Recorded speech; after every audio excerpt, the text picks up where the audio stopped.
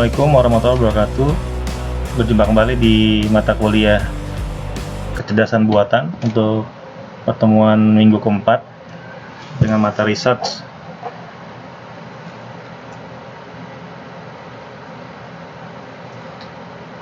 Pada pertemuan kali ini kita akan membahas tentang bagaimana pentingnya menentukan keberhasilan sistem cerdas, yaitu adalah kesuksesan dalam melakukan pencarian. Jadi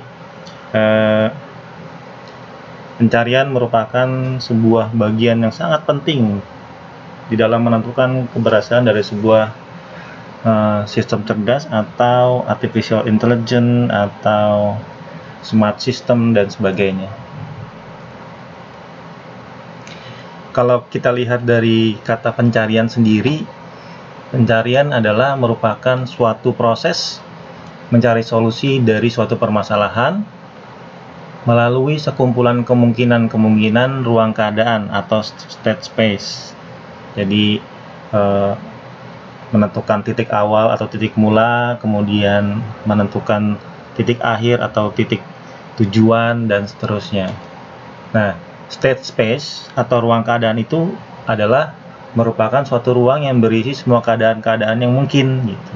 Jadi keadaan awal, keadaan akhir, dan seterusnya, keadaan terbaik sebelum menentukan keadaan akhir, dan seterusnya.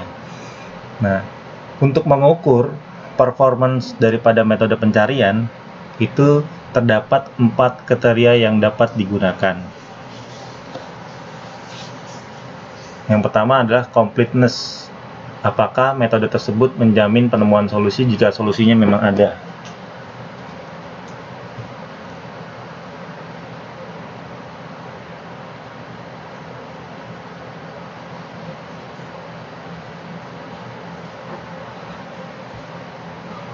Kedua adalah time complexity, berapa lama waktu yang diperlukan.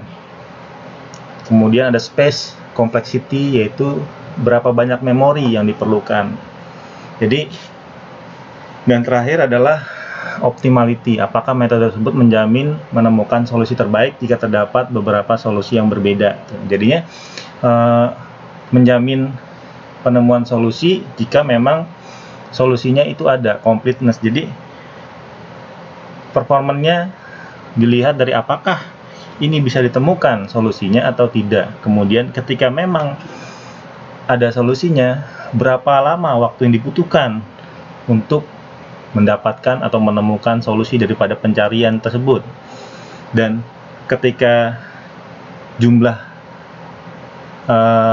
data yang dicari besar atau banyak, ya otomatis berhubungan dengan waktu yang dibutuhkan.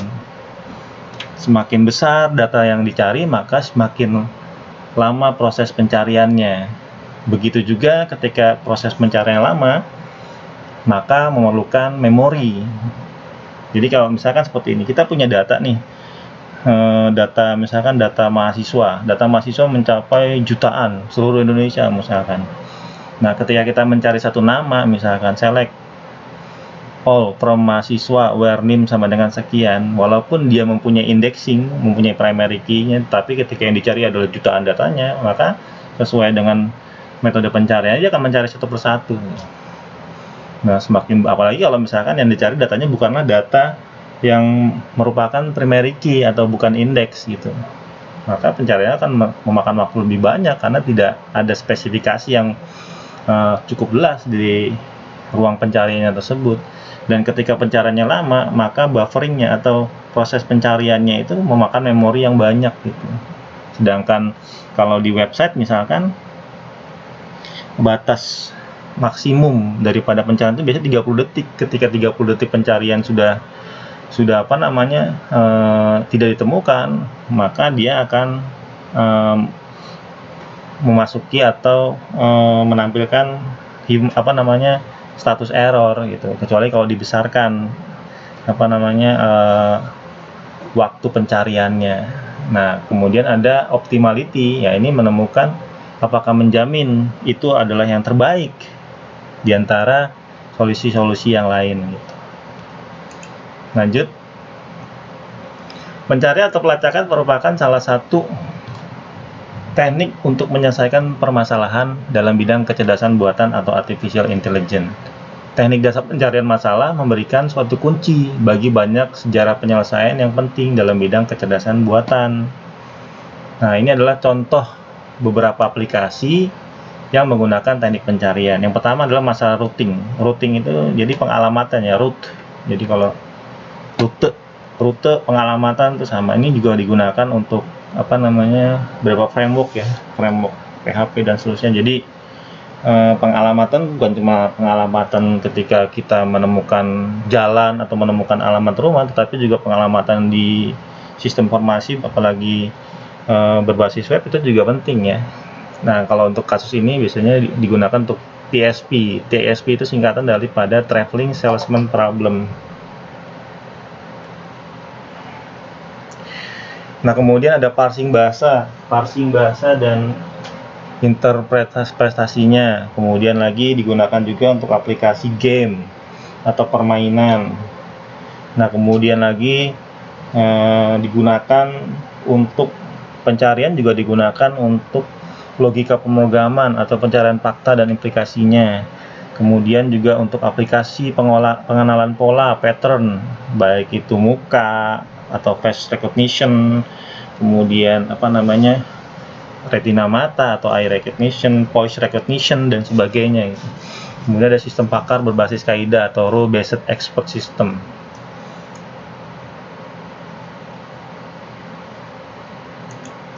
Nah, teknik pencarian. Jadi pada dasarnya itu ada dua teknik pencarian yang biasanya kita gunakan. Yang pertama adalah blind search atau pencarian buta. Nah, ini merupakan sekumpulan prosedur yang digunakan untuk melacak ruang keadaan. Pencarian berlangsung dari solusi sampai solusi terakhir ditemukan. Jadi nyari terus, namanya ini blind search ya kan. Jadi nggak ada metodenya. Idenya adalah menguji seluruh kemungkinan yang ada untuk menemukan solusi. Jadi semua kemungkinan tuh dicari sampai ketemu solusi. Nah, pendekatan ini kurang efisien ya, dan merupakan pemaksaan atau brute force search. Dalam memecahkan masalah yang sangat besar, sejumlah keadaan baru muncul, sehingga alternatif yang perlu dipertimbangkan pun menjadi lebih banyak. Akibatnya diperlukan waktu yang lama untuk menemukan satu solusi ya. Ini merupakan salah satu teknik pencarian buta. Semuanya dicoba, semuanya dijalankan gitu. Ya otomatis kalau semakin banyak yang dicoba kemungkinannya atau yang diuji kemungkinannya, maka membutuhkan waktu lebih lama, dan space-nya, memorinya yang memakan memori lebih banyak. Nah, yang kedua adalah pencarian terbimbing atau heuristic search. Nah, kata heuristic sendiri ini berasal dari bahasa Yunani heuriskein, atau dari kata eureka dan heureka yang artinya mengungkap atau menemukan. Nah, dalam artificial intelligence atau kecerdasan buatan, heuristik diperkenalkan sebagai suatu teknik yang meningkatkan efisiensi proses pencarian, yang dimungkinkan dengan mengorbankan kelengkapan. Heuristik sendiri pemandu perjalanan. Heuristik seperti pemandu perjalanan yang baik untuk tujuan pokok mencari arah yang umum secara menarik, tetapi bisa jadi tidak baik jika mempertimbangkan ketertarikan tiap orang berbeda untuk objek berbeda. Menggunakan heuristik, kita berharap mendapatkan solusi yang baik untuk masalah yang sulit. Nah, misalkan kayak gini, kita berada di lokasi yang sama, misalkan di Tangerang. Nah, kemudian kita ingin menuju ke puncak, misalkan kita ingin menuju ke puncak Bogor. Nah, itu kan berapa banyak solusi kan, tergantung kita sukanya lewat mana ya. Kalau memang uangnya ada, kemudian dananya ada, terus punya kendaraan mobil dan sebagainya, ya maka akan memilih menggunakan jalur bebas hambatan atau melalui jalan tol gitu. Walaupun mengeluarkan biaya lebih banyak, misalkan untuk bensinnya, untuk tolnya dan sebagainya, ya ketika dia merasakan itu adalah jalan terbaik, ya dia akan melakukan itu gitu kan, karena tidak bermacet-macetan. Padahal kalau sudah sampai sana juga macet-macetan gitu. Terus kemudian ada lagi misalkan mendingan lewat Parung, lewat BSD Parung, kemudian Gunung Sindur, kemudian Pajajaran, nanti nyampainya di Ciawi juga gitu, misalkan seperti itu. Itu adalah merupakan solusi-solusi yang mana yang terbaik ya tergantung dari siapa yang menjalaninya gitu. Bisa jadi ketika yang tadi punya uang kemudian lewat tol, kemudian dia akan mencoba menjalani lewat Parung, ya dia akan tidak nyaman gitu karena harus melewati pasar, melewati ini itu dan sebagainya gitu. Dan solusi yang pertama juga tidak bisa digunakan jika kendaraan digunakan adalah motor, nggak mungkin kan motor lewat tol gitu. Tapi kalau mobil juga kalau lewat Parung juga kemungkinan akan mengalami macet seperti itu. Tapi ya itu tergantung dari kemungkinan gitu. Kalau ditanya mana yang terbaik ya tergantung dari siapa yang menggunakannya. Nah, salah satu contohnya adalah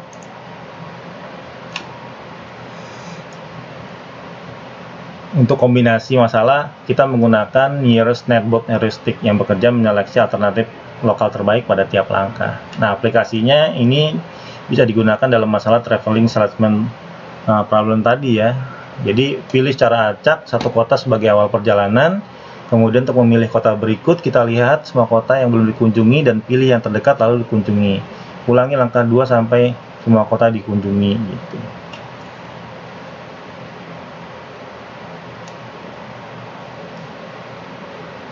Nah, karakter masalahnya adalah pencarian heuristik adalah metode yang sangat umum yang dapat diterapkan dalam begitu banyak masalah, meliputi begitu banyak variasi teknik yang spesifik di mana masing-masing efektif dan penyelesaian masalah tertentu yang lebih spesifik.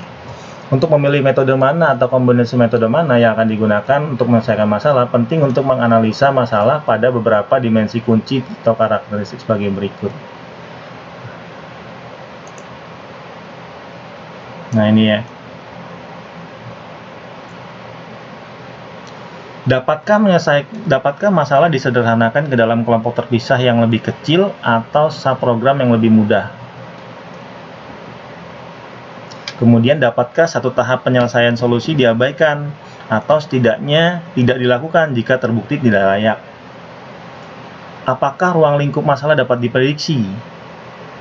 Dapatkah dinyatakan sebuah solusi yang baik untuk penyelesaian masalah tanpa membandingkan dengan solusi lain yang mungkin gitu. Kemudian ada lagi karakteristiknya adalah solusi yang diinginkan adalah sebuah stata atau jalur menuju stata. Nah, ini adalah pertanyaan-pertanyaan yang mungkin ditanyakan gitu. Kemudian apakah sejumlah pengetahuan mutlak diperlukan untuk menyelesaikan masalah atau pengetahuan hanya diperlukan untuk membatasi pencarian? Tuh. Dapatkah komputer yang diberikan permasalahan langsung memberikan solusi atau pemecahan masalah memerlukan interaksi antara manusia dan komputer? Jadi ini adalah pertanyaan-pertanyaan yang sering muncul gitu ketika kita dihadapkan dengan pilihan metode mana yang akan digunakan untuk menyelesaikan masalah gitu. Ya, kemungkinan tidak semua pertanyaan ini bisa kita temukan di dalam satu aplikasi, tetapi setidaknya ada beberapa bagian dari pertanyaan-pertanyaan yang umumnya ditanyakan itu ada gitu. Jadi misalkan kayak gini, dapatkah masalah disederhanakan dalam kelompok pisah dan lebih kecil? Dan kalau ini kan tergantung dari pembuatan programnya gitu. Kalau memang dijadikan satu ya otomatis ukuran programnya akan menjadi lebih besar dan seterusnya. Kemudian dapatkah satu tahap penyelesaian solusi diabaikan atau setidaknya dilakukan jika terbukti tidak layak. Jadi yang namanya program itu kan harusnya tidak hanya menampilkan hasil yang layak saja, tetapi juga bisa juga menampilkan tidak layak kayak gitu. Tapi kalau misalkan mau disetting hanya yang layak saja ya bisa saja gitu. Apakah ruang lingkup masalah dapat diprediksi? Ya bisa. Jadi yang namanya program itu semuanya bisa dibuat. Kalau misalkan kita balik kondisinya, misalkan pertanyaan-pertanyaan ini adalah syarat yang sebagian syarat atau salah satu syarat atau sebagian syarat yang dapat dijadikan sebagai acuan pembuatan program. Nah, maka pertanyaan-pertanyaan ini tidak akan ditanyakan kembali gitu. Jadi tujuan dari pembuatan programnya sendiri atau kecerdasan buatan itu berdasarkan pertanyaan-pertanyaan yang sering ditanyakan ini gitu. Itu akan lebih mudah gitu. Jadi pembuatan programnya berdasarkan yang sering ditanyakan orang ketika menghadapi masalah itu adalah seperti ini. Udah kita buatnya seperti itu.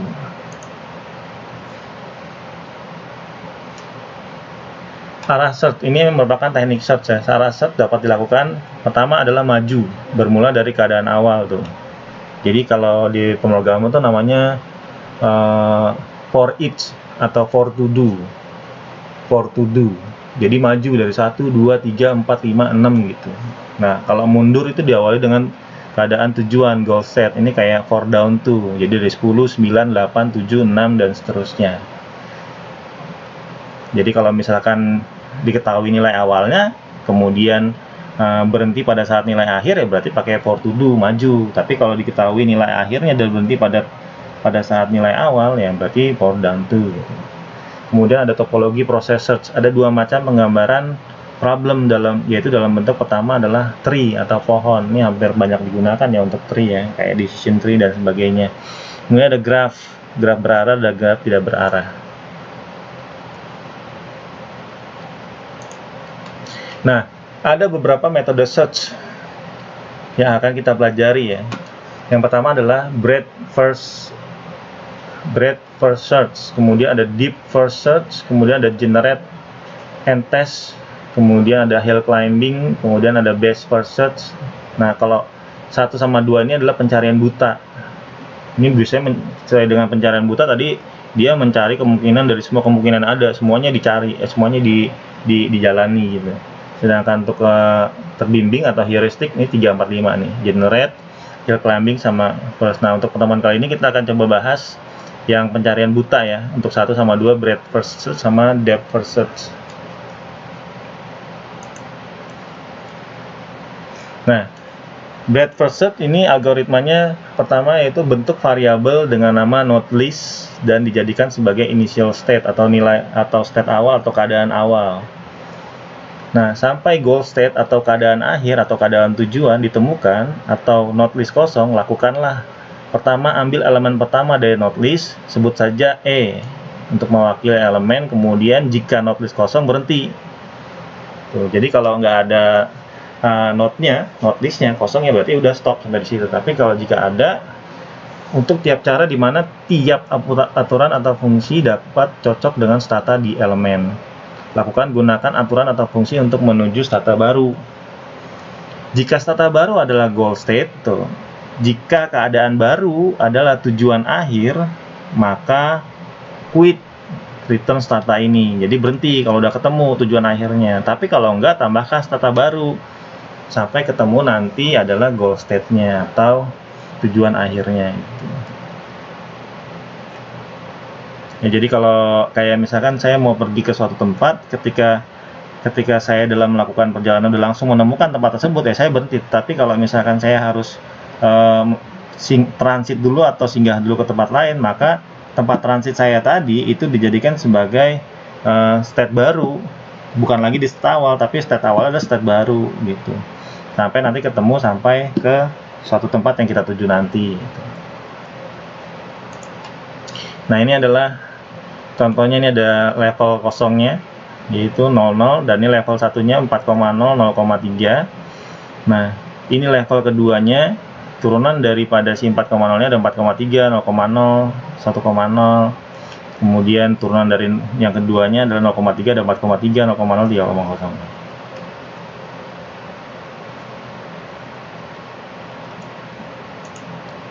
Nah, kebaikan dan keburukan daripada breadth first search sendiri adalah, untuk kebaikannya, ini tidak akan terjebak untuk menelusuri satu jalur tertentu saja. Kalau kita lihat tuh, kebaikannya tuh tidak ada satu jalur saja, dia bisa 2, 1, 2 dan seterusnya. Jika solusi memang ada, maka dijamin breadth first search akan menemukannya. Tapi keburukannya adalah memerlukan memori besar karena harus menyimpan semua simple tree yang ditelusuri itu. Semuanya ditelusuri sama dia gitu. Berarti kan semua kemungkinan akan dicek gitu. Ketika memproses semua kemungkinan yang ada, ya berarti kan setiap proses itu kan memakan memori yang ada. Dalam sekali proses membutuhkan waktu yang lebih lama gitu. Kemudian harus menelusuri semua bagian tree pada level yang sama sebelum berlari ke level yang lainnya tuh. Jadi walaupun dia sudah memproses level ini 4,0, dia tetap harus memproses 0,3, dan begitu juga turunannya. Ketika sudah memproses level ketiga punya 4,0, dia tetap harus memproses level kedua daripada si 0,3. Nah, kemudian selanjutnya ada depth first search. Nah, algoritmanya seperti ini.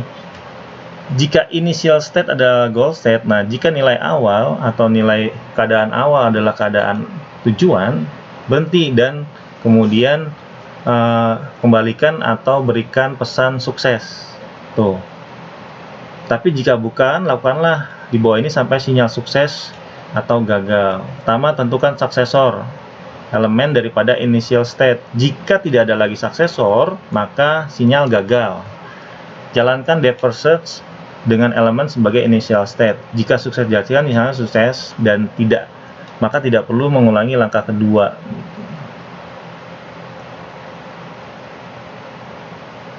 Tuh, kalau depth first search kayak gini dia langsung ke 40 kemudian 43 gitu. Jadi hanya mencari nilai pertama saja. Jadi tidak perlu mengecek kemungkinan lain di level yang sama.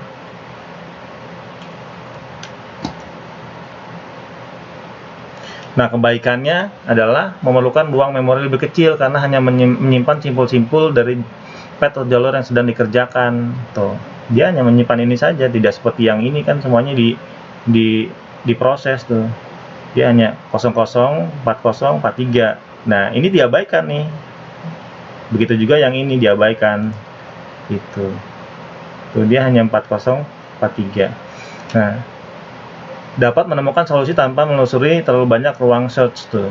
Ini kebaikannya ya. Tapi yang namanya kebaikan tidak berarti tidak mempunyai keburukan ya atau kekurangan. Nah, keburukannya adalah ada kemungkinan terjebak pada satu jalur sampai terlalu jauh, bahkan selamanya gitu. Jadi dia menganggap jalur ini udah benar ya dia terus saja sana. Dia tidak mengecek kemungkinan lain, padahal dalam mengecek kemungkinan yang lain, misalkan di sini kan dia mengecek kemungkinan lain yang ada kan. Nah, kalau emang dia ternyata ada yang lebih baik ya itu bisa diproses dengan menggunakan metode lain gitu. Tapi karena dia udah terpaku ke sini ya udah, jadi kayak orang straight gitu, orang lurus gitu. Ketika dia menjalankan ini ya dia terus akan terus ke bawah gitu sampai dia ya nyasar jauh gitu. Terjebak bahkan selamanya sebelum jalur tersebut mendapatkan starter yang tidak lagi memiliki suksesor atau buntu. Mungkin menemukan jalur panjang ke solusi pada suatu bagian di tree, sementara jalur terpendek tersedia pada bagian tree yang belum telusuri itu.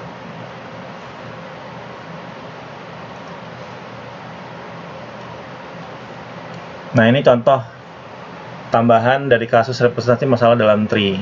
Tuh, kalau kita lihat nih awalnya nih. Nah, awalnya kemudian di sini ada node atau level 1 daripada si nilai awal, node A sama B. Nah, node A sama node A ini mempunyai turunan yaitu di level kedua C dan D, sedangkan yang B di level pertama mempunyai turunan E dan F, C, D, E, F. Nah, kemudian C mempunyai turunan lagi di mana suksesornya adalah si G dan H M adalah kemudian ada goal. Nah, sedangkan di F, nah ini kan jalur terpendek nih sebenarnya nih. Ini udah ketemu goalnya nih tanpa harus ke level 4 gitu. Sedangkan di B ini kan dia ada level keempat. Nah, kita bandingkan nih antara metode yang pertama dengan metode yang kedua. Kalau yang pertama kan menggunakan teknik breadth first search nih. Tuh. Lihat tuh, jumlahnya aja 12. Dia baru menemukan nilai goalnya itu di kemungkinan ke-12, sedangkan menggunakan depth first search yang kedua dia sudah ketemu close-nya nilai goalnya itu di kemungkinan ke-8 gitu. Jadi lebih efektif menggunakan yang kedua dibandingkan yang pertama gitu. Kita lihat di sini note awal ada tujuan adalah goal. Langkah-langkahnya adalah open awal nih close. Kemudian open AB close. Kemudian BCD close. Sedangkan awalnya adalah A. Kemudian CDEF awalnya B sama A tuh, CDEF B sama A. Kemudian DEFGH tuh. DCBA awal, DCBA awal tuh. Ini untuk yang GF dan seterusnya. Nah, kemudian ada FGHIJ.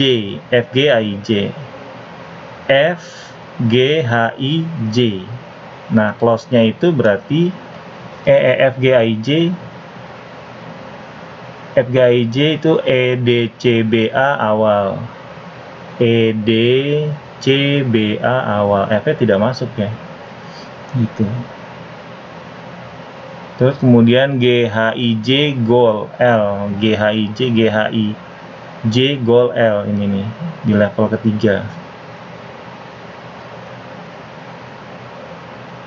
Close-nya adalah FED CABA, FED CAB awal, dan seterusnya sampai dia di L tuh. Goalnya adalah goal, kemudian JHI dan sampai ke awal. Nah, sedangkan untuk metode deep first search-nya, nilai awal adalah goalnya, kemudian awal berarti sudah close, kemudian AB close, close-nya ada awal, kemudian CDB berarti close-nya adalah A sama dengan awal, kemudian ada GHBD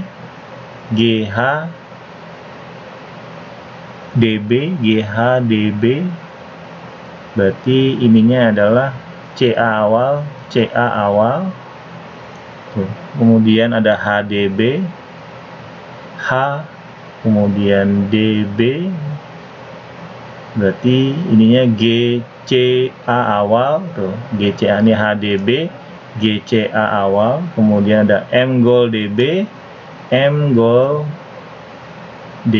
berarti ininya adalah GCA awal sama seperti tadi, kemudian goal DB goal, kemudian DB berarti close-nya adalah M GCA awal, kemudian DB terakhir adalah DB, close-nya adalah goal, kemudian MGCA awal. Nah, itu adalah tambahan kasus representasi masalah lain dalam tree. Terima kasih, sampai ketemu lagi di pertemuan selanjutnya. Assalamualaikum warahmatullahi wabarakatuh.